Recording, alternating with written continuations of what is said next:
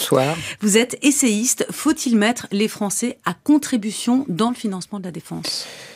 Si vous voulez, pour résumer les choses, Emmanuel Macron nous a dit « la situation est grave » et je partage totalement son diagnostic. Mais il a ajouté « il ne faut pas augmenter les impôts ». Et le Premier ministre, de surcroît, a lui ajouté sa propre musique qui est « il ne faut pas toucher au modèle social ». Alors, à partir de ce moment-là, les Français vont continuer à vivre comme si de rien n'était, tout en s'inquiétant intellectuellement d'un risque qui nous menace. Je pense que le discours de mobilisation du président ne peut tenir que s'il y a une mesure ou une autre qui impacte la vie de chacun d'entre nous. Il faut que les Français se rendent compte Il faut que les Français se rendent compte dans leur vie que quelque chose a changé.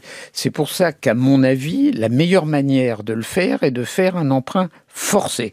On demande aux Français qui payent l'IRPP, l'impôt sur le revenu. Oui. Donc les plus pauvres, les plus modestes ne le payent pas et sont protégés de verser sous forme d'un prêt à l'État, d'une obligation, la moitié de leur IRPP annuel. On peut dire un tiers, on peut dire les deux tiers. Mais ça veut dire que ce n'est pas une forme de hausse d'impôt déguisée ça à la main. Non, ce n'est pas une force d'impôt puisque en réalité, cette créance sera remboursée, elle portera un intérêt de 3-4% et sera remboursée au terme d'une période à fixer, disons 5 ans. Donc les Français sont obligés de faire un prêt à l'État. Vous prêtez à l'État la moitié de l'impôt de l'année dernière. Mais c'est plus ou pas ? C'est en plus, évidemment. Donc ça reste, c'est une hausse d'impôt déguisée ? Non, c'est pas une hausse, c'est un prêt, c'est une épargne forcée.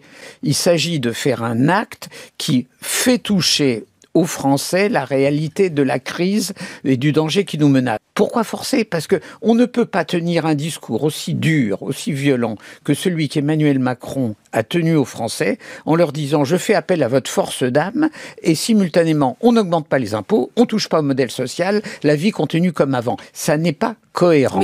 Attendez, où on tient un discours qu'on a changé de monde ? On regarde ce qui se passe à côté. Les Danois vont augmenter l'âge de la retraite pour pouvoir mobiliser.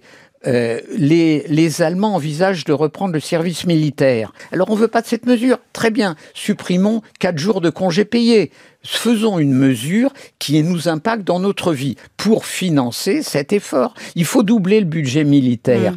Pour bien résumer. Pour moi, je veux dire, le choix, c'est ou un emprunt forcé ou un travail supplémentaire sous forme de jours fériés travaillés.